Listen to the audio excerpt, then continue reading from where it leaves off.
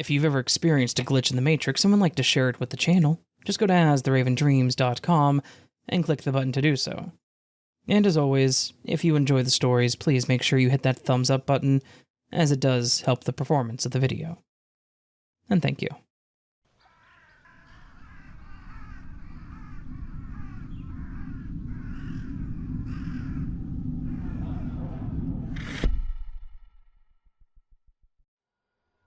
Hi, Raven.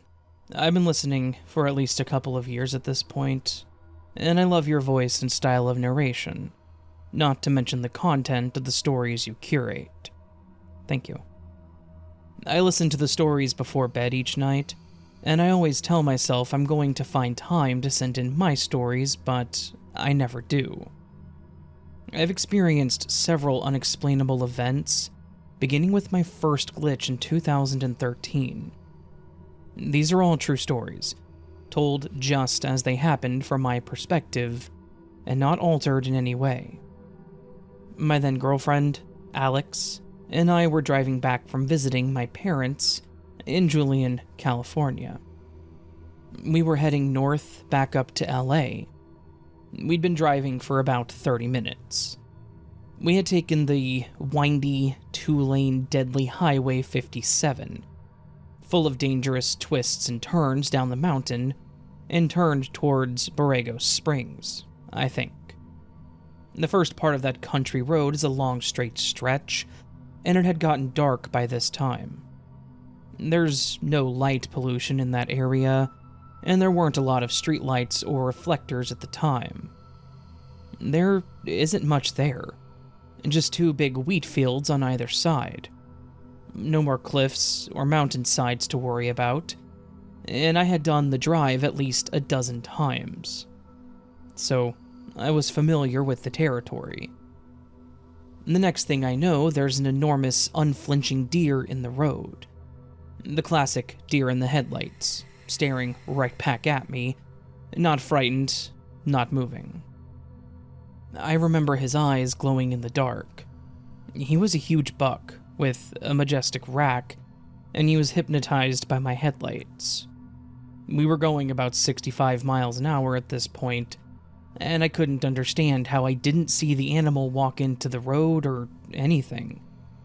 I don't think I had my high beams on though, so it's possible that it was too far out until it was too late. It happened so fast that my girlfriend barely had time to blurt out, "A deer!" I grabbed her hand and she grabbed mine. We braced for the worst. There was no time to swerve, to hit the brakes or do anything other than brace for impact. The deer was on my side of the car, so I immediately knew that I was a goner. He was going to come straight through the windshield at 65 miles per hour. I have no idea why, but I closed my eyes and so did she, and when we opened them a moment later, we were still going down the highway. The first thing I did was check the rear view mirror. My girlfriend looked back through the rear window as well. And remember, this is a straight stretch of road with nothing but a big empty field on either side, so we should have seen it. But there was absolutely no sign of the deer. It was gone. We were shocked and grateful to be alive, so much so that we never talked about it again. I have to wonder, did I die that night and leave my poor mother heartbroken? All of my other glitches revolve around a woman that I would eventually marry in 2019 and divorce in 2022. I had gotten down on one knee and proposed. She said yes to the ring and we started planning the wedding. I should mention that she was pregnant at the time. She got the big diamond engagement ring that she wanted, and it was time to pick out the wedding ring. She told me that she wanted something off Etsy. She showed it to me. The ring had maybe 8 little diamond baguettes, and I showed her the one that I found, also on Etsy. And we purchased each other's rings. We were married in the Catholic Church in her hometown that summer. About 6 months after that, she called me at work to tell me that she just noticed that 2 of the baguettes had fallen out of her wedding ring We were both disappointed. I told her to contact the seller on Etsy right away, because more likely than not, the baguettes weren't properly secured to the golden band. We figured that she would have to send the ring back, and hopefully the seller would replace them for free or at cost. There was no accidental event that led to the ring being damaged. The rest of the ring was intact, and the diamonds all seemed to me to be fastened in there very well. They didn't move, and the ring seemed solid and well made. So we thought maybe it was a fluke. A few weeks passed and she still hadn't contacted the seller. A couple of weeks after that, and I started to press the issue, thinking that the more time goes by, the less likely she is to take action. I purchased the ring, and I really wanted her to have it with all the baguettes as intended. So another week goes by, and she calls me at work again in the morning. She has no idea how, but the baguettes are back in the ring. She never had it repaired. She never even took it off of her finger, but it was restored to its original condition. What the hell happened here? I would love to find out one day, but I know that I never will. I'm a member of a certain group of anonymous people who meet up regularly to discuss their vices and try to find solutions to their problems together by talking to one another. It's not uncommon to strike up a conversation with someone you've never met and to find that you have a lot to talk about. It was a Saturday night, and the meeting was outside in a small amphitheater-type space in a church courtyard. The meetings were outside during the summer, and the weather was perfect. Folding chairs were set up, people put down bits of paper, car keys, big books to reserve seats, but it wasn't hard to find a seat given the big stone steps that surrounded the courtyard. The podium with the mic and speakers was set up, and everyone was drinking their coffee. I was talking to a guy who was giving his friend a cake to celebrate an anniversary, and having an interesting discussion, when all of a sudden I hear the old familiar clank of a coffee cup spilling over at my feet. It happens all the time at these meetings. Someone sets a coffee down by their folding chair, starts having a conversation, and then kicks it over a couple minutes later and has to clean it up. But I was holding my coffee. In fact, I was probably the second person at the meeting, and nobody else was sitting near me. I asked my new friend, even though he was drinking coffee out of a Starbucks paper cup, it wasn't his or his friend's. We looked around. Nobody had even noticed. Nobody came later to claim the cup or to help us clean it up, and the cup was still intact even though it sounded like it fell from a height. I know that there was no coffee there when we started talking, and my foot did not actually knock the coffee over. It felt like someone had thrown a hot cup of coffee towards us, or that it had materialized about a foot above the ground, because it didn't just fall over.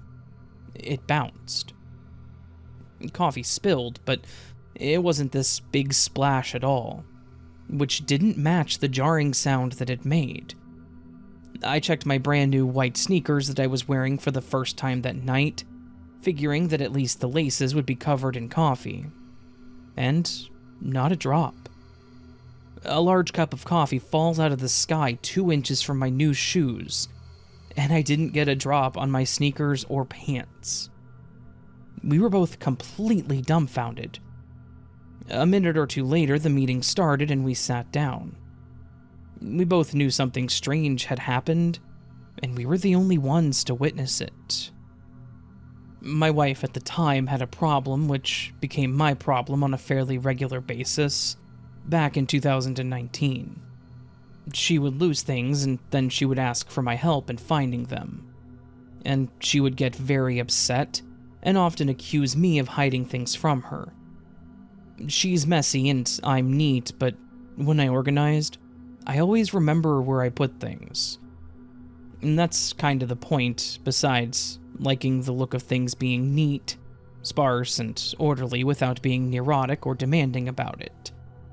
It's just that when things are in chaos, that feels like a reflection of an inner state of mind. I didn't enjoy picking up after her, but it was better than the alternative of always living in a messy house and tripping over random shoes in the hall. So, conflict arose in this way. She would often lose her phone and her keys as well, and often boil over at me, which I thought was unfair. One time we found her phone in the freezer. Another time it was in a rarely used drawer in the kitchen.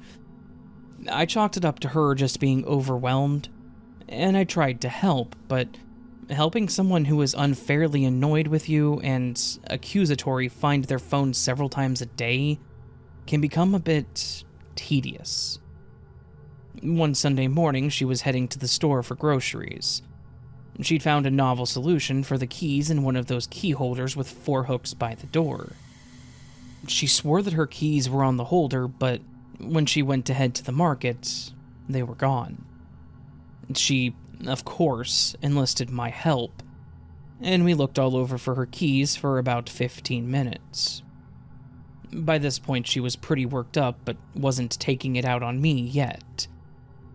We split up and continued to look all over again.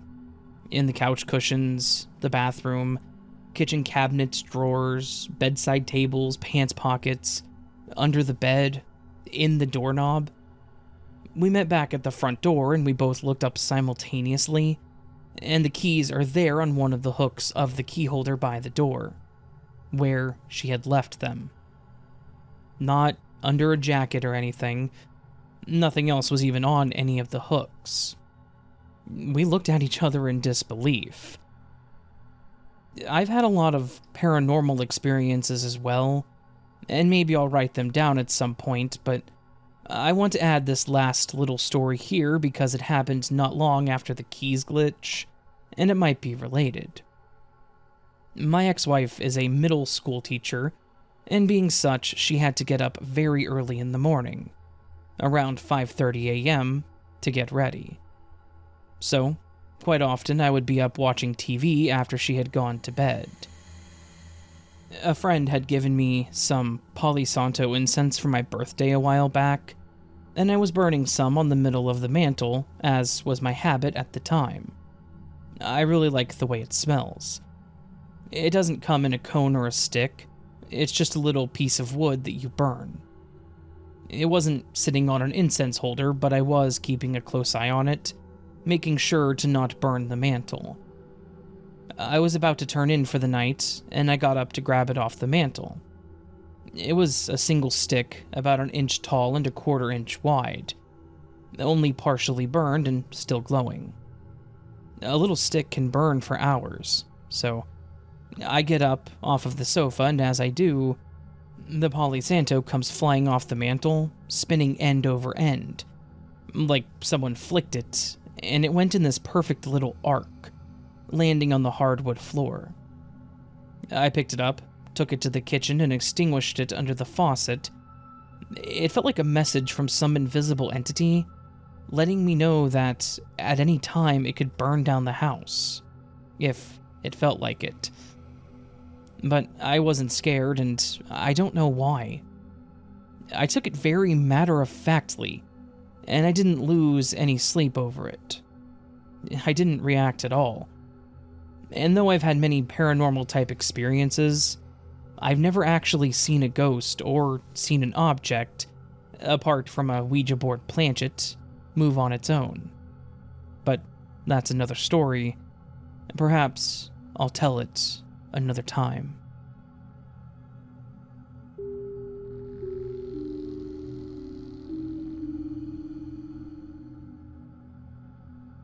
A couple of years ago, something happened to me that I cannot explain.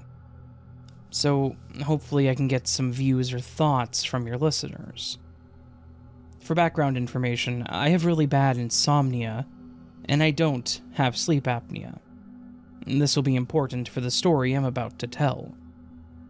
During the year 2019, I was trying to sleep like every other night, but obviously couldn't. Then, I suddenly woke up in an operating room. I remember doctors and nurses scrambling around me saying that my heart stopped and starting CPR. Shocked and confused, I kept telling them I'm alive, but they wouldn't listen to me. They just kept doing CPR, shocking me, and doing other medical stuff. It felt so real that I thought probably something at home happened, and I went unconscious and ended up there. I can still remember how everyone in the operating room looked, their eyes, since the mouth was covered with the masks. I remember I felt the pain of the chest compression, the shocking, and the other stuff that they were doing to me. The pain was so bad that I started to slowly fade away into unconsciousness.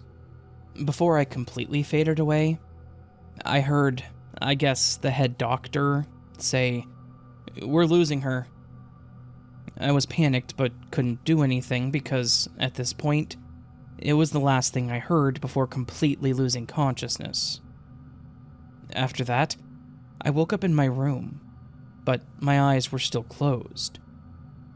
I remember I took a couple of huge breaths like I hadn't been breathing for a long time, and then I sat up and looked around, realizing I was still in my room. Soon, I realized that I suddenly felt chest pain, like it really hurt. And that's when I looked down at my chest and saw a red mark. Like, it was really red.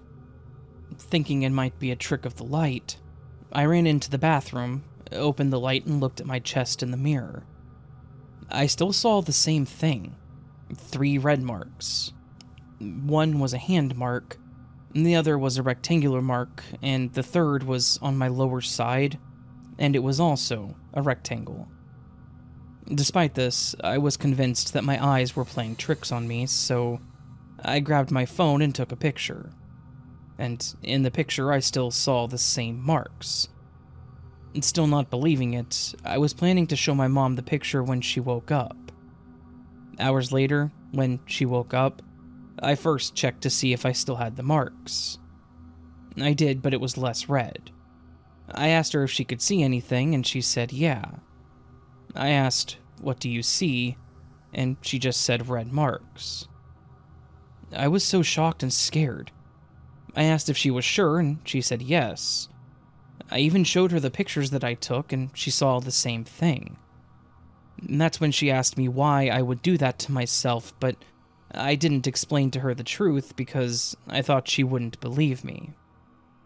Ever since that day, I would randomly wake up with bruises, marks, or cuts. When it got worse, I told my mom, and my mom, being a Christian, said that it was a demonic attack. So, did I die in another world? Or was this something else?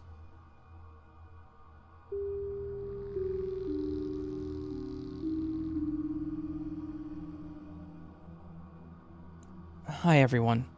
Now, this was a really strange experience that I'm going to call the glitch of the dead. Or a glitch of a memory.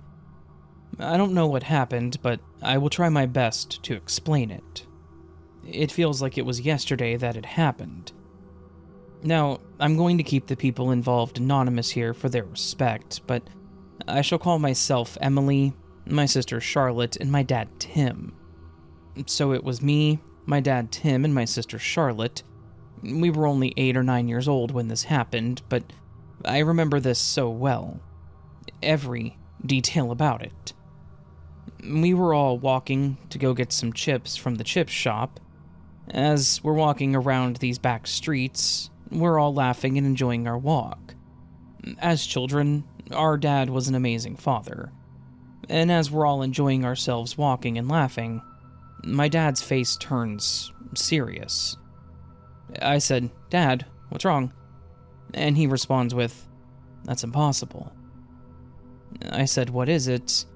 And he said, "That guy, he's one of my friends, but it makes no sense." He said this before we go to get some chips, we need to follow him. I don't understand what's going on. My dad, Tim, was so confused, and I was confused as to what was happening. And I said, "Dad, what is wrong?" My dad responded with, "You see, That guy that we're following, he's my friend, but he died years ago. I was shocked. And I remember thinking, how is this guy walking in front of us? It was like he was not dead. He was obviously alive. I remember him wearing a white and red shirt, blue jeans. He had light brown hair and brown eyes. I remember his facial features, everything about this guy. I remember it so well, and this guy was walking, not floating how you would expect a spirit to walk. His feet were touching the ground, and he was walking like he was not dead. He was walking pretty fast, and we were walking fast to keep up with him. My dad shouted his friend's name, and the guy turned around to look at him. Then, all of a sudden, this guy starts to run. So my dad says, "Girls, come on," and we started running after him. As we're running, I remember feeling this strange feeling that I can't even explain. It was like the air was static. Like it was a dream and it wasn't real, but it was very real, and it was happening right in front of my eyes. As we're running trying to catch up to him, he runs around the corner. We ran around the same corner and we could still see him running, and then he turned a second corner. We ran after him, around that same corner that he had run around, and it was a dead end. He was nowhere to be seen, just vanished. Gone. We checked the area to see if he was hiding somewhere, but there was nothing. It was like he just disappeared without a trace. My dad, Tim, said, "Come on, girls, let's go." He was very confused. He kept saying, "How is it possible? He died years ago. I don't understand how he was really there running. It makes no sense." Even I myself was very confused. It was very real, and we were definitely chasing him. My dad just wanted to see how he was, and he wanted to say hi to him, or say that he thought he was dead. It makes no sense what happened here. It was like a glitch of a memory or the dead had happened. It was not like seeing a spirit, as I've seen them before. I understand most don't believe in things like this, but I have seen them, and I never see them walk on the ground. I often wondered, did he fake his own death? But it's impossible. He really did die, and we never saw him again after that. It was the only time we experienced anything like that. I'm not really sure what happened here. It is definitely a mystery to me, and I'm not really sure if anyone out there has experienced something like this. But I'd love to hear about it if they have. I also love hearing all your different stories. I'm new here, but I've had many experiences. Some I'm okay to talk about, some I'm scared to even say what happened. I don't want to sound crazy, but some of the experiences that I have are very real, and I have no explanation for them. All I know is that we live in an amazing world with so much mystery. Thank you for listening, and thank you for your stories. I love hearing them.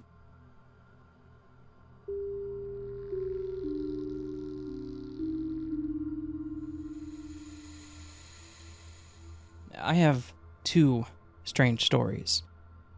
The first one was back several years ago when I smoked cigars. I had a cigar cutter that would cut a round hole into the end of the cigar. It was a cylinder shape, and the cap that covers the blade screws on to protect it. It had a spring-loaded rod that cleared the tobacco from inside the hole. To get to the spring, you would have to unscrew the back section. Now, I did not play with it while it was in my pants pocket. Twice, I found the spring itself in my pocket, with the cutter still in one piece. I've always wondered how the spring got out without taking it apart. Or how was it taken apart in my pocket and then put back together in my pocket without me touching it? The other one happened just a couple of weeks ago. When I have to wait somewhere, like a doctor's office, I will crochet to pass the time. I love to crochet. I use a plastic shopping bag to hold the yarn. When I was called in to see my doctor, I put the yarn and the hook inside the bag. When I got home, I placed the bag on my desk, and I felt the hook inside of the bag. It's a metal hook just over 5 inches long, so it's easy to tell what it is. A little later, when I grabbed the bag to crochet some more, I could not find the hook in the bag. Then, just in case I put the hook in a pocket, I checked all of my front pockets. These pants are the 8-pocket ones. I checked them twice, and I could not find the hook. I called the office in case it fell out there, and no, just not there. So I grabbed another hook and put that one in my pocket to use to crochet. When I went to pull it out, there were 2 crochet hooks in my pocket. Now, I could have just not felt it when I reached my hand into the pocket, but with the type it is, there's no way that I grabbed the pocket and basically folded it in half without feeling the hook. It was not in there. And then it just was.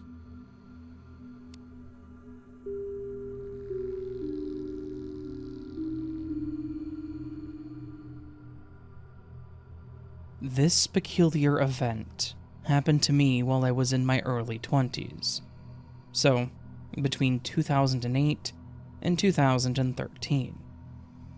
I was a bit of a transient then, and often slept outside or squatted in houses that were foreclosed upon or up for sale. A few nights at most. Most neighborhoods that I wandered through day to day had a community pool, if not several. Oftentimes, I would use these pool areas to bathe. They had showers, or sleep at if the time was right. One night in particular, I went to my most frequented pool. I could reach over the large gate and open it from the other side. At this pool, I would always clumsily maneuver a reclining chair closest to the wall, and next to a large pump, I believe, for the spa. I would do this to stay out of the sight from the golf and tennis courts. I only describe the area so as one may picture this scenario in their mind. While I was trying to fall asleep, I opened my eyes and saw a jagged silhouette dancing about the semicircle wall that enclosed the pump right beside me. At first I thought it was headlights, or the police. I raised myself on my tippy toes to peer over the stucco wall that I just had my back to. Thinking now, I feel my reaction was one of hurried panic. I exited through the gate and walked quickly around a short path to the parking lot, where I encountered the source of the light. It was a motorcycle. It was on fire. I stared as I walked past it and then out of the parking lot onto the sidewalk. I looked back every few steps to look on in amazement. The fire seemed to be escalating, devouring more of the vehicle all the time. A car passed me as I walked down the sidewalk, now about 20 meters away from the scene. I knew whoever was in that car would see the now engulfed bike, and they would probably blame me, as it was very late, or early, and I was the only person around. I continued to walk away quite fast, and then I heard a dull explosion and then the crunching of metal. I looked back and the motorcycle had fallen over. I turned the corner onto 214th Way, a street that I had lived on and would live on again for many years, and turned out of sight. I don't know if this is a glitch per se, as I don't know what happened. I can tell you that the motorcycle was not there when I first approached the clubhouse, and I heard no motor or anything like that, or any other noises. Like I said, I was lying on a chair that was up against the wall, and on the other side was the parking lot. The motorcycle was parked in basically the best spot if one were to be visiting the pool. I never fell asleep either, as I don't fall asleep easily and am often awake for hours before I do. I haven't thought of this event for a while, though I have told a few friends. I tried to give an accurate retelling so one may be able to offer better insight. What do I think?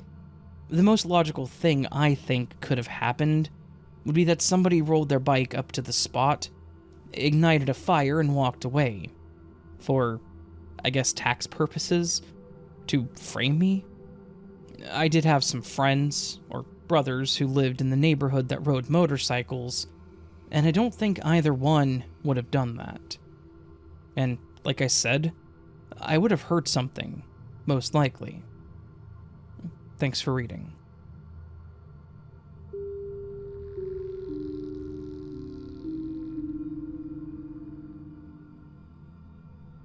I had a really odd experience about a year ago. It makes no sense. One morning when I woke up, I somehow knew that something odd was going to happen. Anyways, I went on my way to get some shopping in, and as I got to the shop, I got my shopping and everything seemed fine. But I had this feeling lingering over me, that something was off. I shrugged it off and went on my way back home. Now this is where things got crazy. As I'm coming home, I turned a corner not far from my house at all, and I heard this loud humming noise. It was so loud that it stopped me in my tracks. My gut feeling kicked in and I knew something strange was about to happen.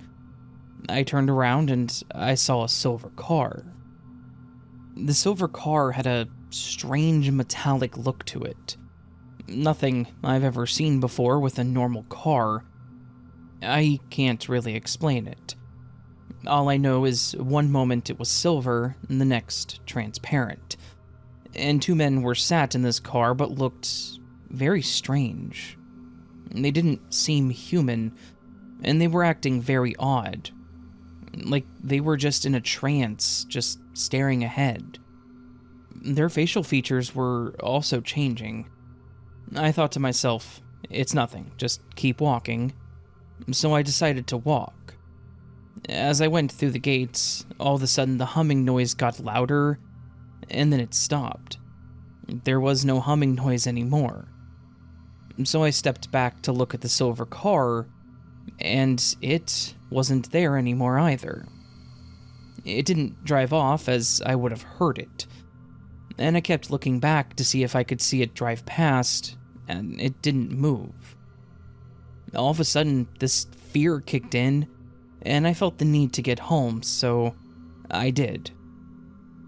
As I got home, I sat there thinking what happened. How did they vanish so fast? So I went to a friend who's very gifted, and she told me that she couldn't tell me what happened, but it was something I had to experience. And from the feeling it gave me, I wondered, was it some kind of humanoids? Was it a glitch? I felt I was going crazy. And no, I don't do drugs nor drink alcohol either. It was just a very odd experience. But it wasn't my first glitch in the Matrix that I've experienced. I've had one before, and this is something I haven't told anyone apart from my friend, because I wondered if she could explain what had happened, but she couldn't. Has anyone else ever experienced anything like this? I can't explain it, but all I know is that it was some sort of glitch or something out of this world. What happens sometimes now when I pass that same place, it just comes back to me. I've never seen it happen again, it's just that one time. I'm not sure why I experienced this, but I would love to hear if anyone else out there has experienced something similar. It was extremely weird. It made the hairs on the back of my neck stand up, and my gut was warning me that something was not right. I haven't really told anyone because I don't want to sound crazy, but this really did happen. I saw it with my own eyes.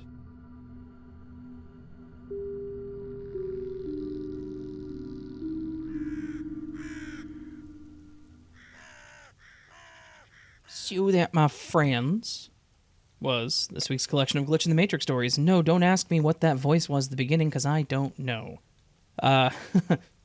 Hopefully, you all enjoyed these stories. There were some interesting ones this week. Pretty sure almost all of them were submitted to me this week, all but one. One of them was from Reddit, but most of them were sent in by lovely people just like yourselves. Yeah. Some really good ones. Really bizarre stories. Kind of fits into the consistent categories of glitch stories, in my opinion. But yeah, I enjoyed them. And as I said, hopefully you did too. If you by chance did enjoy these glitch stories, well, and then I would appreciate it if you would consider hitting that thumbs up button. Yeah. That little thumb button above? Incorrect. Little thumb button below the video. Hitting that button tells YouTube, hey, I like this video, and it makes it more likely to show you my newer videos as they come out, or other videos I've done that you may not have seen. Alternatively, you can subscribe to the channel. Hitting that subscribe button makes you part of the Nevermore, if you will. Which is something I haven't said in a very long time, but not the point. And then there's also the little bell thing. If you turn it to all, you'll get notified of my videos as I do them, hopefully. I am going to let you know that I am doing a lot of videos this month, so if you don't want to hit all, I understand, but I recommend it if you want to see more of my videos. Just saying. Just saying. You can also hit that pretty little join button down below the video, or go join my Patreon, where you can get early access to content like this and other content, and such and that and what. There's a lot of things you can do, including, I lost my train of thought, including the word of the week, which we're going to get to in a moment. Before I do that, I do want to let you all know that tonight, October 9th, 2023, probably about half an hour after this video comes out, I do have a video coming up over on my Raven Pasta channel. It is an original story. It's one I wrote. It's a fiction story, obviously. It's creepypasta, if you will. I said if you will again. Gotta stop. Don't do that too much. Yeah. Just wanted to let you all know. If you haven't subscribed to that, check it out. It goes live, I think, like at 6 p.m. Central, so it's a good story. Anyways, let's move on to the word of the week. The word of the week last week, I don't remember what it was, but on the screen are a handful of you that commented. I will say the number of you that commented last week kind of decreased, which is okay. It's okay if that happens. I get not everybody wants to make a sentence with the word apparition. That was the word. It was just weird and kind of surprising to see the number of a decrease like that, so it's fine. If interest starts to wane, we can figure something out. Yeah. So again, on the screen is the collection of comments of people who left comments with the word of the week last week. Thank you to each and every single one of you. You are amazing.